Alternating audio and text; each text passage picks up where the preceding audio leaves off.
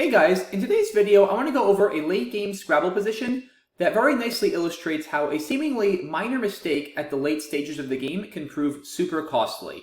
You've probably heard me mention in other videos how it's important to play relatively quickly early on in the game so that you save time for the later stages, specifically the pre-endgame and endgame, because not only are these stages the most complicated mathematically, but they're also the most costly stages to make a mistake in. And the nice thing about this position is it doesn't involve any heavy amounts of math or probability analysis like we've seen in some of my other endgame breakdown videos. This is the kind of position that if you're looking to take your Scrabble game to the next level and become a top player, you absolutely have to be able to get correctly on a consistent basis. The position we'll be looking at today was taken from a game I played against my friend Steve Bush, who's a fellow expert from Kentucky I often meet up with for casual sessions. Now, in this position, it's Steve's turn. As you guys can see, he's down 70 points, 261 to 331, but he's got a very good rack. He's got Norstu blank. There's one tile in the bag, meaning that there are 8 tiles unseen from Steve's perspective. As you guys can see, DIILMNOT. So Steve knows that one of these 8 tiles is in the bag, 7 of these 8 tiles are on my rack. Of course, where things get complicated is Steve does not know which is the one tile in the bag. Steve has a plethora of playable bingos here. His highest scoring option would be to play tenors on the top row, scoring 80 points by means of 4 overlaps, TE, ER, Nova, and OS.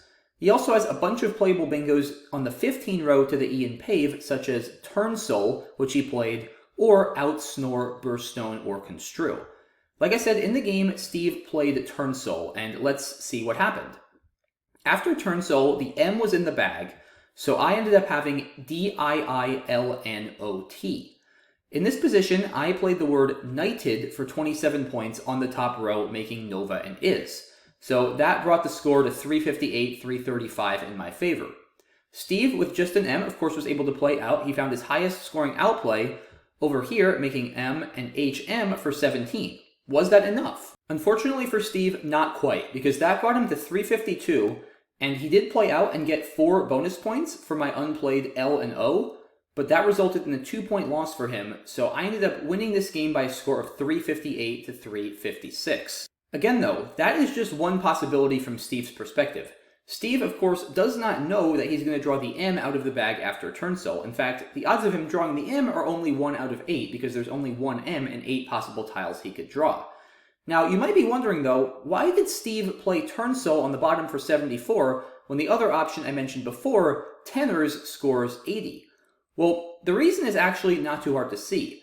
In some cases, including the one that happened, Tenors allows me to bingo out to the E and Pave, winning the game instantly. If Steve had played Tenors, then with this rack, I would have bingoed out with Taladyne for 80 points, and of course won this game quite handily, 417 to 341 when all was said and done. And Taladyne is not the only possibility Steve has to worry about if he plays Tenors, because if Steve draws the D out of the bag, meaning I'll be left with IILMNOT, I bingo out with Limonite for 83 points in the same spot, of course winning the game once again by quite a lot. So that means in the original position, if Steve plays Tenors, 2 out of 8 times, if he draws either the D or the M, he loses the game instantly. And it's quite possible that with some other draws, he might still lose, because after Tenors, which scores 80 points, Steve would be up 341 to 331. And depending on what he draws and what I'm able to do in the endgame, it's certainly possible that I might still be able to win without bingoing. So seeing all that, Steve decided to play Turn Soul because he figured this way, he knows I can't bingo out, and he does still take a 4-point lead with Turn Soul, so depending on what I have, he might still have some chances to win in the endgame. As we already saw, when he drew the M, he lost by 2 to Knighted on top. So we know that Turn Soul loses in the endgame with an M draw. We don't know yet about the other draws, and that's exactly what we're going to look at. So what we're going to be investigating now, guys, is should Steve have played Turn Soul as he did, or should he have taken the points with Tenors? Let's start with Tenors, since we've already disposed of 2 outcomes. We know that if Steve draws the D, I'm going to bingo out with Limonite and win on the spot, and if he draws the M, I'm going to bingo out with Taladyne and win on the spot. So we can immediately write off the D and the M as losses if Steve were to pull them following Tenors. But we still have 5 other tiles to consider. The I, of which there are 2, the L, the N, the O, and the T. So let's go through these in order. First, what happens if Steve plays Tenors and draws an I? If Steve draws an I, I'm going to have D-I-L-M-N-O-T. I don't have any playable bingos, and now I can't play on the top hooking Nova because Steve has taken that spot himself. It turns out my best play here would be Dam for 21 points through the A and Pave, in the same spot that Steve played out with just Am and HM in the actual variation that happened in the game. Now after this, I take an 11-point lead, 352-341, but Steve has just an I left, and he has a number of places to go out, one of which is in for 4 points to the N in current, and after this, Steve is still down 7, but he gets 5 times 2, or 10, from my 5 unplayed 1-pointers, so he actually wins by 3, 355-352 when all is said and done. So, going back to the original position, an I after tenors actually results in a win for Steve. So let's move on to the next letter, the L. If Steve draws an L after tenors, I'm going to have D-I-I-M-N-O-T. And it's a very similar story to the last variation, because my best play is once again Dam. I can't score anymore, and this does at least get rid of my D and my M. As before, Steve is going to go out with his L. His best play this time is Lend for 5, and he's going to win by a small margin. When all is said and done, this time he wins by 4, 356-352.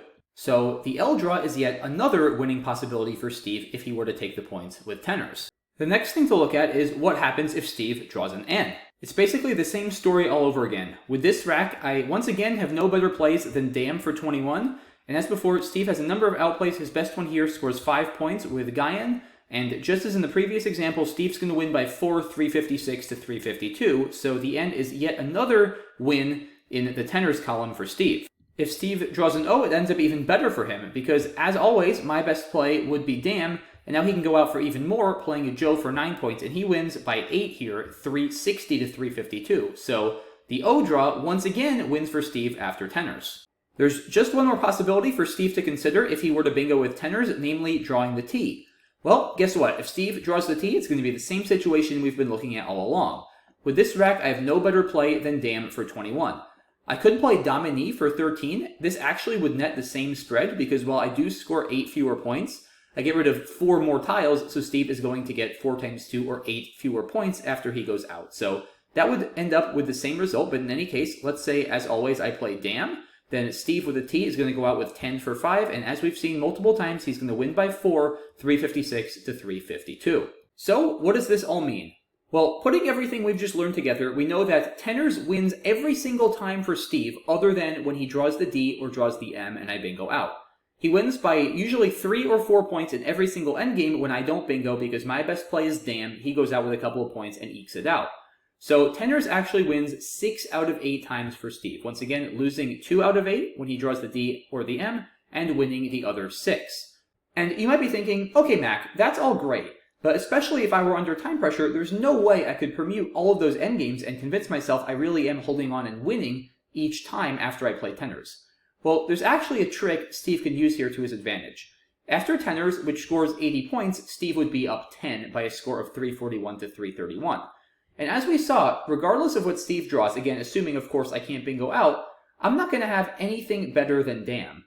And it's not that hard to convince yourself of that, because what you can do if you're Steve is basically imagine I have all 8 tiles. What play is there I can make on this board that's not a bingo that's better than Dam? There's nothing. So Steve can just assume whatever he draws, I'm going to play Dam. And how many points does Dam score? It scores 21. So again, with Steve at 341 after tenors, 21 would put me at 352, which is an 11-point lead. But here's the catch. After Dam, regardless of what my other tiles are, they're going to be 5 one-pointers. So how many points is Steve going to get from me after he goes out? He's going to get 5 times 2, or 10. But remember, Steve is only down 11 after Dam, so just the 10 bonus points alone from my unplayed tiles would bring him to within 1. So all he needs to do with whatever one tile he draws is go out for 2 points.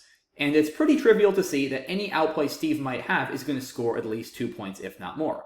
So that is one way Steve could save himself a little time in this particular situation, and determine pretty conclusively that, once again, if I don't have an out bingo after tenors, my best play is going to be Dam, and Steve is going to manage to go out and win by at least a point or 2. But we're far from done here, guys, because remember, Steve didn't actually bingo with tenors in the game. He bingoed with Turnsoul on the bottom with the idea of stopping Taladyne and Limonite.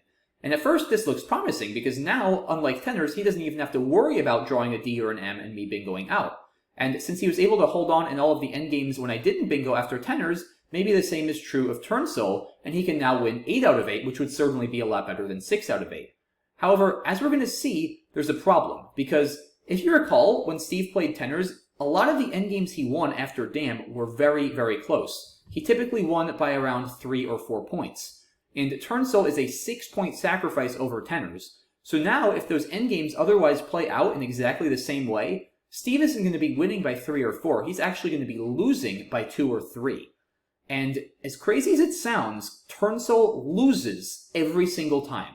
It does not matter what Steve draws, he is going to lose in the endgame. So Turnsole, amazingly, is a 0 out of 8 win. And I'm going to go through all the endgames now and show you why in detail. I already mentioned what happened if Steve draws the M after Turnsole, because that's what happened during the game. Once again, I played Knighted for 27 on top. Steve went out for 17 with and Am, and I ended up winning by 2, 358 to 356. So we see right there that drawing the M after Turnsole results in a loss for Steve. So now let's run through the other possibilities. If Steve draws the D after Turnsole, then I'm going to have this rack. I don't have Dam anymore, but the key thing is now that Steve hasn't played on top, the 1-row triple word score is wide open to me, and I can take advantage by playing Amino for 23 points, which scores well and unloads 5 of my 7 tiles. And that's going to be too much for Steve to overcome, because while he can score well with his D, he can get a 10-point outplay with Diff and D on the right, he's going to fall short. After getting 4 additional points, I'm going to hold on to win by 5, 354 to 349. Now let's look at what happens if Steve draws one of the 2 I's after playing Turnsole. Then I'm going to make our favorite play, Dam for 21. And now the endgame is going to play out exactly as it did before when we looked at tenors. Steve with his I is going to be able to go out for 4 points with something like it, and now instead of Steve winning by 3, I'm going to win by 3, 352 to 349. Now let's look at what happens if Steve draws the L. If that happens, then I can still win by playing Dam. I'll leave you guys to double check the math, but I can do much better by playing Idiom on top, scoring more points and getting rid of more tiles, and now it's not even going to be that close, because after Steve's best outplay of Lend, I'm going to end up winning by 13, 357 to 344. It's a pretty similar story if Steve draws the N after Turnsole. However, now I have to be a little bit more careful, because Dam actually doesn't win for me anymore. It would result in a tie, as I'll leave you guys to check after Steve now goes out with Nova for 7. However, as before, I can just play Idiom and win handily, because Steve is going to go out for 5, and just as in the previous variation, I'm going to win by 13, 357 to 344. Our next possibility is Steve drawing the O.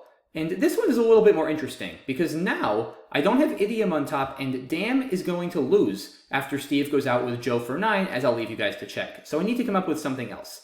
And here, the best play for me is going to be the one I made in the actual game, namely Knighted for 27, which does leave me with the M on my rack, which is going to give Steve extra points after he goes out, but I'm going to have enough of a lead, because after Knighted, Steve goes out with Joe for 9, and he will get 8 bonus points, but I'm going to hold on by 6, 358 to 352. And last but not least, if Steve draws the T, then it's going to be very similar to what we saw before. I do have Idiom, and I'm going to play that, and Steve is going to go out by 5, once again losing by 13 when all is said and done, 344 to 357. So there you have it, guys. We have now methodically proven that Steve loses every single time if he bingos with Turnsole on the bottom, regardless of what he draws. And it's pretty hard to believe that the difference of only 6 points, once again, Turnsole scoring 74 and tenors scoring 80, can make a 75% difference in win percentage. Turnsole wins 0 out of 8, which is of course 0%, and tenors, as we saw, wins 6 out of 8, which is 75%. Now, as it turns out during the game, Steve was sunk either way, because with the M in the bag, I would have bingoed out with Taladyne and won after tenors. That being said, playing Turnsole is still a massive mistake, as he technically squandered 75% of win percentage. Now, I definitely want to be clear that I am by no means being critical of Steve. He was very low on time at this point in the game, and it's a tough position. The natural instinct is definitely to play down here, because while it is 6 fewer points, 6 doesn't feel like it's going to make that big a difference in most cases, and you do look at the pool and think, oh, my opponent could have Limonite or Taladyne, I better block those possibilities. And it just so happens that, like I said, 6 turns out to be a critical number of points, because most of Steve's wins in the end games after he takes the points are by a number smaller than 6, typically 3 or 4, and that's what made all of the difference. So I think the main lesson to be learned here, guys, is that just because you see your opponent is threatening some possible bingos in a position, don't assume that you absolutely must or even should block those bingos. Sometimes the sacrifice you have to make to block, in this case 6 points to play Turnsel instead of tenors, is such that you lose more often to non-bingos after making the sacrifice than you do to bingos after taking the points. And this was a particularly extreme case of that, with Turnsel losing every single time and tenors winning every single time when I didn't bingo. So this was sort of a worst case scenario for Steve in that his mistake here cost him the most win percentage possible. But I think that's also what makes this a great and concrete illustration of this principle. Now, one thing I do want to address before I close out this video is I mentioned Steve was very low on time, and he probably would not have time to permute all of those endgames precisely after Turnsel.